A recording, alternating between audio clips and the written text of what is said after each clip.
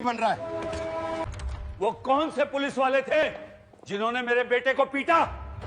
अब मैं बताता हूं उन्हें, अब उनकी खैर नहीं। जब एक कचरा बिनने वाला लड़का कोर्ट रूम में अंदर आया तो कचरा बिनने वाले लड़के को देखकर जज दिलीप मेहता खड़ा हो गया। आखिर कौन है ये छोटा आदि जिसे देखकर बड़े बड़े वकील, यहाँ तक कि जज दिलीप मेहता भी अपनी कुर्सी छोड़कर खड़ा हो गया। क्या रहस्य छुपा है इस फटे कपड़ों वाले बच्चे में जिसने पूरे कोर्ट रूम को हिला दिया? तेज बारिश की बूंदें रेलवे स्टेशन की छत पर बज रही थीं। 8 साल का छोटा आदि अपनी गीली प्लास्टिक की बोरी में इकट्ठे किए गए कबाड़ को देखकर परेशान था। शाम के 4 बज चुके थे और अभी तक ज्यादा कुछ नहीं मिला था। कुछ पुराने अखबार, प्लास्टिक की बोतलें, टूटे हुए खिलौने और धातु के टुकड़े। उसके फटे हुए कपड़े बारिश से भीग गए थे, लेकिन वह हार मानने को तैयार नहीं था। कबाड़ वाला, वह अपनी कमजोर आवाज में चिल्लाता रहा। रेलवे स्टेशन पर बैठे यात्री उसे देखकर नजरें फेर लेते थे। किसी को उस बच्चे की परवाह नहीं थी जो अपनी बीमार अम्मा सोमवती की दवाई के लिए कचरा बीन रहा था। इसी बीच स्टेशन के कोने में खड़े 5 पुलिस वालों की नजर उस बच्चे पर पड़ी। मुख्य पुलिस वाला किशोर यादव अपने 4 साथियों रोहतक सिंह, राजेश त्यागी, शुभम और करणवीर ठाकुर के साथ बारिश से बचने के लिए वहां खड़ा था। उनकी वर्दी पर पानी की बूंदें चमक रही थीं, लेकिन उनके चेहरों पर कोई दया नहीं थी। देखो, ये छोटा बच्चा कबाड़ बीन रहा है, किशोर यादव ने अपने साथियों से कहा। क्यों ना इसका कबाड़ हम ले लें, कहीं से कुछ पैसे मिल जाएंगे। बाकी चारों पुलिस वाले शैतानी भरी हंसी हंसने लगे। अरे छोटे, यहाँ आ, किशोर यादव ने बच्चे को इशारा किया। आदि की आंखों में उम्मीद की चमक आई। शायद कोई उसका कबाड़ खरीदना चाहता हो। वह दौड़कर उनके पास गया। साहब, क्या चाहिए? ये अखबार है, ये बोतलें हैं, किशोर यादव ने इशारा किया और रोहतक सिंह ने पूरी बोरी छीन ली। 5 पुलिस वालों ने आदि का पूरे दिन भर की मेहनत से इकट्ठा किया गया कबाड़ अपने पास रख लिया। जब आदि ने पैसे मांगे तो वे जोर से हंसने लगे। अरे छोटे, हम पुलिस हैं, हमसे पैसे मांग रहा है, राजेश त्यागी ने व्यंग्य से कहा। आदि की आंखों में आंसू आ गए। साहब, मेरी अम्मा बहुत बीमार हैं, मुझे दवाई के लिए पैसे चाहिए, वह रोते हुए बोला। किशोर यादव का चेहरा गुस्से से लाल हो गया। अभी भी बक रहा है, चल भाग यहाँ से। आदि ने उनके पैर पकड़े। साहब, आधे पैसे ही दे दो। तभी किशोर यादव ने गुस्से में आकर आदि की छाती पर जोर की लात मारी। आदि जमीन पर गिर गया। रोहतक ने उसके कान पर थप्पड़ मारा और कहा, चला जा यहाँ से वरना जेल में डाल दूंगा। वो हाइट बढ़ाने वाली। पास खड़े एक चाय वाले ने कहा, साहब, ये मासूम बच्चा है, इसके पैसे दे दीजिए। लेकिन उसे भी मार पड़ी। राजेश त्यागी ने उसके मुंह पर थप्पड़ मारा। तेरी हिम्मत कैसे हुई? किशोर यादव ने आदेश दिया। इसे पकड़ो, जेल में डाल दो। करणवीर ठाकुर और राजेश त्यागी ने चाय वाले को पकड़ लिया। आदि को किशोर यादव ने धमकी दी। तू भी जेल जाना चाहता है या भागेगा? आदि डर गया और रोते हुए वहां से भाग गया। लेकिन इन पुलिस वालों को क्या पता था कि जिस बच्चे को उन्होंने इतनी बेरहमी से पीटा है वह किसी और का नहीं, बल्कि जिले के सीनियर जज दिलीप मेहता का अपना खून है। 6 साल पहले जब यह बच्चा केवल 2 साल का था, तब एक मेले में अपनी पिता से बिछड़ गया था। जज दिलीप मेहता अपने बेटे को तब से अभी तक ढूंढ रहे हैं, लेकिन कोई सुराग नहीं मिला। आज जो बच्चा इन पुलिस वालों के सामने असहाय था, वह उसी का लाडला बेटा था जिसे वह रोज याद करते हैं। और अब वो जिस अम्मा के साथ रहता है, वो उसकी असली मां नहीं थी, बल्कि उसे सिर्फ पालने वाली अम्मा सोमवती थी, जिसने एक खोए हुए मासूम बच्चे को रोता देख सहारा दिया और अब 6 साल से पाल रही थी। 6 साल पहले की बात है। जज दिलीप मेहता अपने 2 साल के बेटे आदि के साथ शहर के बाहर लगे वार्षिक मेले में गए थे। वह दिन रविवार था और जज दिलीप मेहता ने सोचा था कि अपने छोटे बेटे के साथ कुछ समय बिताएंगे। बच्चा अभी अभी चलना सीखा था। उसके छोटे छोटे कदम डगमगाते हुए लेकिन दृढ़ता से आगे बढ़ रहे थे। मेले में तरह तरह की रंग बिरंगी दुकानें थीं, खिलौने, मिठाइयाँ, कपड़े और ना जाने क्या क्या। आदि हर चीज को देखकर खुश हो रहा था। उसकी छोटी उंगली अपने पापा की उंगली में फंसी हुई थी। जज दिलीप मेहता एक खिलौने की दुकान पर रुके। बच्चे के लिए कुछ खिलौने खरीदना चाहते थे। दुकानदार विभिन्न खिलौने दिखा रहा था, रंग बिरंगी गेंद, छोटी कारें, भालू का खिलौना और भी बहुत कुछ। दिलीप मेहता अपने बेटे से पूछ रहे थे, क्या चाहिए बेटा, यह वाली गेंद या यह कार? आदि खुशी से तालियां बजा रहा था। वह सभी खिलौने चाहता था। खिलौने चुनने के चक्कर में जज दिलीप मेहता का ध्यान बंट गया। उन्होंने अपने बेटे की उंगली छोड़ दी ताकि वह दोनों हाथों से खिलौनों को उठाकर देख सकें। आदि उनके पैरों के पास ही खड़ा था। वह भी खिलौनों को देख रहा था। अचानक उसकी नजर मेले की दूसरी तरफ एक रंग बिरंगे गुब्बारे वाले पर पड़ी। गुब्बारे हवा में हिल रहे थे। आधी को लगा जैसे वे उसे बुला रहे हैं। 2 साल का मासूम बच्चा धीरे धीरे अपने पापा से दूर होने लगा। उसके छोटे कदम गुब्बारे वाले की तरफ बढ़ रहे थे। जज दिलीप मेहता अभी भी खिलौने देख रहे थे। उन्हें लगा कि बच्चा उनके पास ही है। बेटा, ये कार कैसी है? उन्होंने पीछे मुड़कर कहा,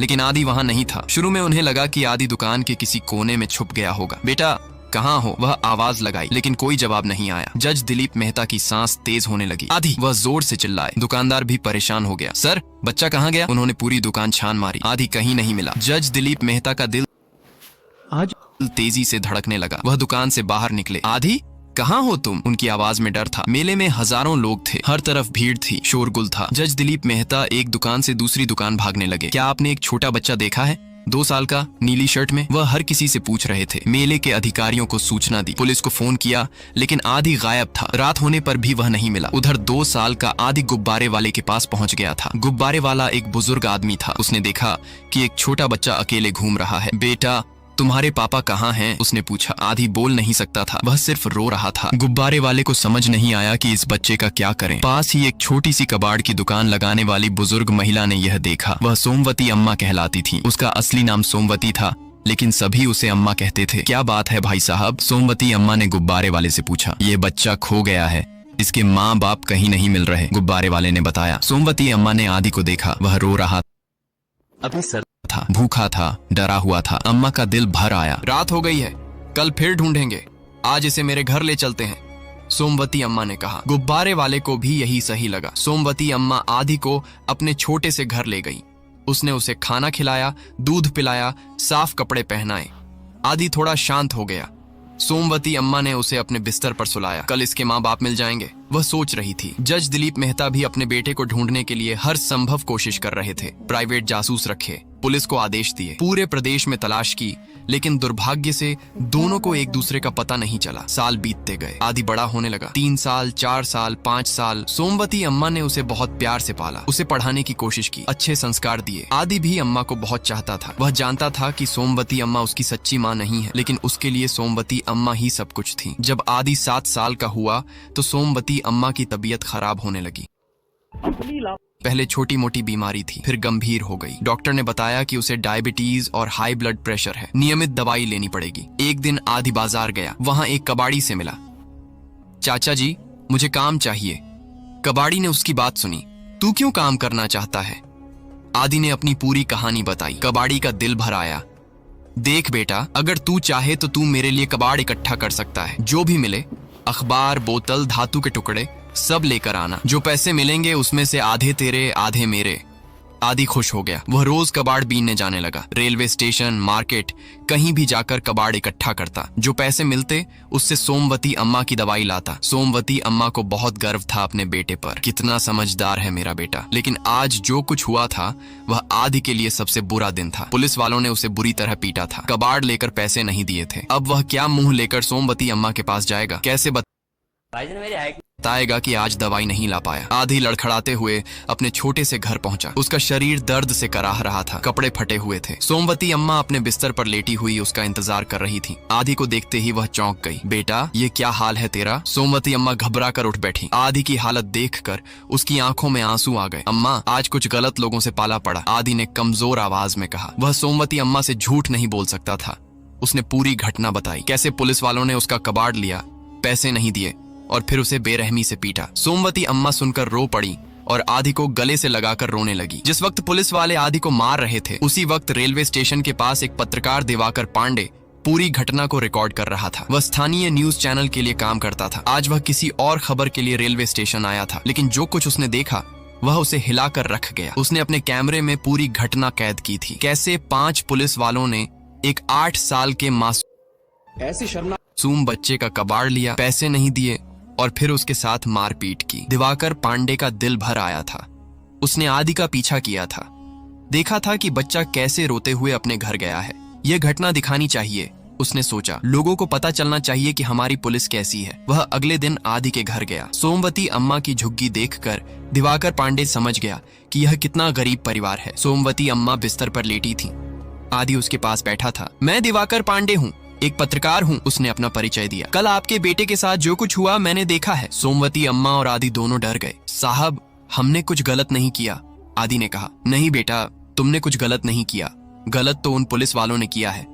दिवाकर पांडे ने कहा, मैं तुम्हारी मदद करना चाहता हूँ। उसने सोमवती अम्मा से बात की। सोमवती अम्मा ने बताया कि यह बच्चा उसका अपना नहीं है, 6 साल पहले मेले में मिला था, तब से वह इसे पाल रही है। दिवाकर पांडे को पूरी कहानी बहुत दिलचस्प लगी। एक तरफ पुलिस की बर्बरता, दूसरी तरफ एक बुजुर्ग महिला का त्याग और बीच में एक मासूम बच्चे की संघर्ष की कहानी। यह बहुत बड़ी खबर है, उसने सोचा।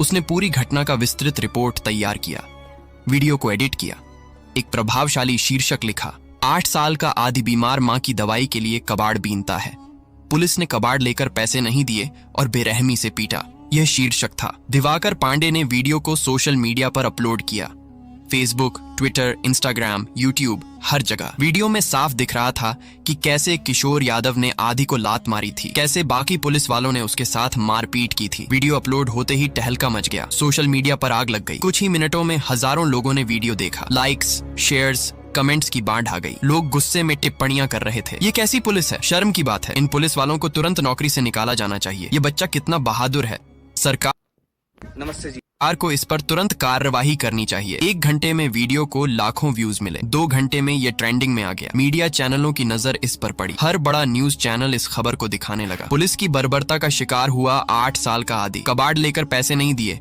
बच्चे को पीटा, मासूम बच्चे के साथ अमानवीयता, हर चैनल पर यही चर्चा हो रही थी। स्थानीय स्तर पर भी हंगामा मच गया, लोग सड़कों पर उतर आए, हमें न्याय चाहिए, पुलिस की बर्बरता बंद करो, नारे लग रहे थे। छात्र संगठनों ने प्रदर्शन किया, महिला संगठनों ने मोर्चा निकाला, सभी की एक ही मांग थी, इन पुलिस वालों को कड़ी सजा दी जाए। इधर उन 5 पुलिस वालों की हालत खराब हो गई। किशोर यादव, रोहतक सिंह, राजेश त्यागी, शुभम और करणवीर ठाकुर को एहसास हुआ कि वे बड़ी मुसीबत में फंस गए हैं। वीडियो अब राष्ट्रीय स्तर पर वायरल हो गया था, दूसरे राज्यों के लोग भी इसे देख रहे थे। अंतर्राष्ट्रीय मीडिया ने भी इस पर रिपोर्ट की। India police brutality on 8-year-old child जैसी हेडलाइंस विदेशी अखबारों में छपी। इधर जज दिलीप मेहता विदेश में एक अंतर्राष्ट्रीय न्यायिक सम्मेलन में हिस्सा ले रहे थे। रात का समय था जब उनके स्टाफ ने उन्हें यह वीडियो दिखाया। वीडियो देखकर उनका खून खौल गया। यह कैसी बर्बरता है, एक 8 साल के बच्चे के साथ ऐसा व्यवहार। लेकिन जब जज साहब ने आगे का वीडियो देखा तो उनके पैरों के नीचे से जमीन खिसक गई। वीडियो में सोमवती अम्मा बता रही थी कि यह मेरा बेटा नहीं है, यह तो मुझे मेले में मिला था। जब जज दिलीप मेहता ने यह बात सुनी, वह गुस्से से चिल्लाए। उन्होंने तुरंत अपनी टीम को फोन किया, मैं चाहता हूं कि तुरंत उस बच्चे और उसकी अम्मा तक पहुंचा जाए, जो भी मदद चाहिए वह की जाए। क्योंकि जज दिलीप मेहता समझ गए कि हो ना हो यह उनका अपना बेटा हो सकता है जो 6 साल पहले खो गया था। अगली सुबह जज दिलीप मेहता की टीम तुरंत आदि के घर पहुंची। टीम लीडर रमेश शर्मा सोमवती अम्मा की झुग्गी देखकर हैरान रह गया। इतनी गरीबी के बीच एक बुजुर्ग महिला और एक छोटा बच्चा कैसे गुजारा कर रहे हैं। सोमवती अम्मा बिस्तर पर लेटी थी, आदि उसके पास बैठा था। कल की मार की वजह से उसका शरीर अभी भी दर्द कर रहा था। मैं रमेश शर्मा हूं। जज दिलीप मेहता की टीम से रमेश ने अपना परिचय दिया। हमें आपकी घटना के बारे में पता चला है, जज साहब ने आपकी मदद करने के लिए भेजा है। सोमवती अम्मा और आदि दोनों घबरा गए। साहब, हमने कुछ गलत नहीं किया, आदि ने डरते हुए कहा। नहीं बेटा, तुमने कुछ गलत नहीं किया, गलत तो उन पुलिस वालों ने किया है, रमेश ने आदि को समझाया। जज साहब बहुत गुस्से में हैं, उन्होंने तुम्हारी मदद करने का आदेश दिया है। रमेश ने सोमवती अम्मा की हालत देखी, वह बहुत कमजोर लग रही थी। उसने तुरंत जज दिलीप मेहता को बताया कि सोमवती अम्मा की तबीयत बहुत खराब है। जज दिलीप मेहता ने तुरंत आदेश दिया, अम्मा को तुरंत शहर के सबसे बड़े अस्पताल में ले जाओ। ठीक है सर। आंटी जी, आपको तुरंत अस्पताल ले जाना होगा। सोमवती अम्मा ने हाथ जोड़े। साहब, हमारे पास पैसे नहीं है, अस्पताल शिलाजीत के का खर्च कैसे होगा? रमेश ने कहा, आपको पैसों की चिंता करने की जरूरत नहीं, जज साहब ने सब इंतजाम कर दिया है। उन्होंने एम्बुलेंस बुलाई। सोमवती अम्मा को शहर के सबसे बड़े निजी अस्पताल ले जाया गया। अस्पताल में सोमवती अम्मा का पूरा चेकअप हुआ। डॉक्टरों ने बताया कि उनकी हालत गंभीर है, डायबिटीज और हाई ब्लड प्रेशर के अलावा किडनी में भी समस्या है, तुरंत इलाज शुरू करना होगा, डॉक्टर ने कहा। रमेश ने सभी पेपर वर्क करवाई। सोमवती अम्मा को प्राइवेट रूम दिया गया, बेहतरीन इलाज की व्यवस्था की गई। जज दिलीप मेहता का फोन आया, तुरंत उन पुलिस वालों के खिलाफ कार्रवाई हो। उनकी टीम ने कहा, ठीक है सर। तुरंत उन 5 पुलिस वालों के खिलाफ कार्रवाई शुरू हुई। किशोर यादव, रोहतक सिंह, राजेश त्यागी, शुभम और करणवीर ठाकुर को तुरंत सस्पेंड कर दिया गया। उनके खिलाफ धारा 323 स्वैच्छिक रूप से चोट पहुंचाना, धारा 506 आपराधिक धमकी और धारा 34 सामान्य इरादे को बढ़ावा देना के तहत मामला ऐसी शर्म दर्ज किया गया। रमेश शर्मा रोज अस्पताल आकर सोमवती अम्मा का हालचाल पूछता था। जज साहब का कहना है कि आपको किसी चीज की कमी नहीं होनी चाहिए। उसने सोमवती अम्मा से आदि के बारे में और भी जानकारी ली। ये बच्चा आपको कैसे मिला था? सोमवती अम्मा ने पूरी कहानी बताई। कैसे 6 साल पहले मेले में ये बच्चा खोया हुआ मिला था, कैसे उसने इसके माँ बाप को ढूंढने की कोशिश की थी, कैसे कोई सुराग नहीं मिला था, कैसे उसने इसे अपना बेटा मानकर पाला था। रमेश को यह कहानी बहुत दिलचस्प लगी। उसने तुरंत जज दिलीप मेहता को फोन किया और पूरी बात बताई। सर, यह बच्चा इस महिला का अपना नहीं है। 6 साल पहले मेले में खोया हुआ था। जज दिलीप मेहता का दिल तेजी से धड़कने लगा। 6 साल पहले कौन सा मेला? सर, शहर के बाहर वाला वार्षिक मेला जो हर साल लगता है, रमेश ने बताया। जज दिलीप मेहता की सांस फूलने लगी। 6 साल पहले वह भी उसी मेले में गए थे। उसी मेले में उनका बेटा खो गया था। रमेश, तुम तुरंत उस बच्चे की एक तस्वीर भेजो और यह भी पता करो कि उसके शरीर पर देखिए आपकी कोई खास निशान है या नहीं। रमेश ने तुरंत आदि की तस्वीर जज दिलीप मेहता को भेजी। तस्वीर देखते ही दिलीप मेहता के होश उड़ गए। यह वही चेहरा था जिसे वह 6 साल से ढूंढ रहे थे। वही आंखें, वही नाक, वही होंठ, लेकिन अभी भी उन्हें पूरा यकीन नहीं था। रमेश, उसके शरीर पर कोई निशान है? उन्होंने कांपती आवाज में पूछा। रमेश ने सोमवती अम्मा से पूछा, आंटी जी, इस बच्चे के शरीर पर कोई जन्म का निशान है? सोमवती अम्मा ने कहा, हाँ बेटा, इसके दाहिने हाथ की हथेली में एक छोटा सा काला निशान है और माथे पर भी एक छोटा सा तिल है। रमेश ने तुरंत फोन पर यह बात जज दिलीप मेहता को बताई। जज दिलीप मेहता चीख पड़े, ये मेरा बेटा है, ये मेरा आदि है। वह रोने लगे। 6 साल की तड़प, 6 साल का इंतजार, 6 साल की खोज आज खत्म हो गई थी। उनका बेटा मिल गया था, लेकिन कैसी स्थिति में मिला था? एक गरीब झुग्गी में कबाड़ बीनते हुए, टाइमिंग बढ़ाने के लिए पुलिस वालों की मार खाते हुए। रमेश, मैं तुरंत आ रहा हूं। किसी को कुछ मत बताना, ना बच्चे को, ना उस महिला को। मैं खुद आकर सब कुछ संभालूंगा, दिलीप मेहता ने कहा। वह तुरंत एयरपोर्ट के लिए निकल गए। प्राइवेट जेट की व्यवस्था की। कुछ घंटों में वह अपने शहर पहुंच गए। इधर कोर्ट में उन 5 पुलिस वालों के खिलाफ सुनवाई शुरू हो गई थी। मजिस्ट्रेट ने वीडियो का सबूत देखा, गवाहों के बयान सुने। दिवाकर पांडे ने भी अपना बयान दिया। मैंने अपनी आंखों से देखा है कि कैसे इन 5 पुलिस वालों ने मिलकर एक 8 साल के बच्चे को बेरहमी से पीटा है। बचाव पक्ष के वकील ने कहा, माय लॉर्ड, मेरे मुवक्किल पुलिस वाले हैं, हो सकता है कि कुछ गलत फहमी हुई हो। लेकिन मजिस्ट्रेट ने कहा, वीडियो साफ है, इसमें कोई गलत फहमी नहीं है। ये स्पष्ट रूप से पुलिस की क्रूरता है। अभियोजन पक्ष के वकील ने कहा, माय लॉर्ड, ये सिर्फ एक घटना नहीं है, ये हमारे सिस्टम की नाकामी है। जो लोग कानून व्यवस्था बनाए रखने के लिए नियुक्त किए गए हैं, वही कानून तोड़ रहे हैं। एक 8 साल के मासूम बच्चे के साथ इतनी क्रूरता सिर्फ इसलिए कि उसने अपनी मेहनत के पैसे मांगे। कोर्ट रूम में भारी भीड़ थी। मीडिया, स्थानीय लोग, एक्टिविस्ट सभी आए थे। सभी न्याय की मांग कर रहे थे। कोर्ट के बाहर भी लोगों की भीड़ थी। इन पुलिस वालों को कड़ी सजा मिलनी चाहिए। न्याय देर से आए लेकिन आना चाहिए। मजिस्ट्रेट ने कहा, यह एक गंभीर मामला है। जब जज दिलीप मेहता कोर्ट पहुंचे तो वहां का मजिस्ट्रेट उन्हें देखकर खड़ा हो गया। सर, आप यहाँ? मैं इस केस को देखने आया हूँ, जज दिलीप मेहता ने कहा। सर, लेकिन ये तो मजिस्ट्रेट कोर्ट का मामला है, मुझे पता है, लेकिन ये केस मेरे लिए बहुत खास है। जज दिलीप मेहता ने एक तरफ बैठकर कार्यवाही देखना शुरू किया। कोर्ट रूम में सभी लोग जज साहब को देखकर हैरान थे। इतने बड़े जज इस छोटे से केस में क्यों आए हैं? मजिस्ट्रेट ने कार्यवाही जारी रखी। अब हम पीड़ित बच्चे और उसकी अम्मा के बयान सुनेंगे। रमेश शर्मा ने अस्पताल से फोन किया। सोमवती अम्मा और आदि को कोर्ट लाना होगा। 1 घंटे बाद एक एम्बुलेंस कोर्ट के बाहर रुकी। सोमवती अम्मा को व्हील चेयर पर लाया गया। आदि उसके पास चल रहा था। उसके कपड़े अभी भी फटे हुए थे, चेहरे पर मार के निशान थे। जैसे ही आदि कोर्ट रूम में दाखिल हुआ, जज दिलीप मेहता की सांस अटक गई। वह तुरंत अपनी कुर्सी छोड़कर खड़े हो गए। उनकी आंखें फैली हुई थीं। दिल तेजी से धड़क रहा था। पूरा कोर्ट रूम हैरान था। इतने बड़े जज एक छोटे से कबाड़ बीनने वाले बच्चे को देखकर क्यों खड़े हो गए? आदि भी जज साहब को देखकर घबरा गया। वह सोमवती अम्मा के पास जाकर छुप गया। अम्मा, ये बड़े साहब कौन हैं? मजिस्ट्रेट ने कार्यवाही शुरू की। आदि, तुम अपना बयान दो। तुम्हारे साथ क्या हुआ था? आदि ने डरते डरते पूरी घटना बताई। कैसे उसने रेलवे स्टेशन पर कबाड़ इकट्ठा किया था, कैसे पुलिस वालों ने उसका सारा कबाड़ लेकर पैसे नहीं दिए, कैसे उन्होंने उसे मारा था। जब आदि अपनी कहानी सुना रहा था, जज दिलीप मेहता के आंसू नहीं रुक रहे थे। यह उनका बेटा था, उनका लाडला आदि, जिसे वे 6 साल से ढूंढ रहे थे। कोर्ट रूम में सन्नाटा था। लोगों की आंखों में आंसू थे। सोमवती अम्मा ने भी अपना बयान दिया। यह मेरा बेटा नहीं है। 6 साल पहले मेले में मिला था। मैंने इसे अपना बेटा मानकर पाला है। यह बहुत अच्छा बच्चा है। मेरी दवाई के लिए मेहनत करता है। जब सोमवती अम्मा ने कहा कि आदि उसका अपना बेटा नहीं है और 6 साल पहले मेले में मिला था, तो जज दिलीप मेहता अब और नहीं रोक सके। वह अपनी जगह से उठे और तेजी से आदि की तरफ बढ़े। पूरा कोर्ट हैरान था। जज साहब क्या कर रहे हैं? जज दिलीप मेहता आदि के पास पहुंचे और उसके सामने बैठ गए। बेटा, तुम्हारे हाथ की हथेली दिखाओ। आदि डरते हुए अपनी हथेली दिखाई। वहां एक छोटा सा काला निशान था। जज दिलीप मेहता ने उसके माथे को देखा। वहां एक छोटा सा तिल था। जज साहब रोने लगे। यह मेरा बेटा है, यह मेरा आदि है। पूरे कोर्ट रूम में सन्नाटा छा गया।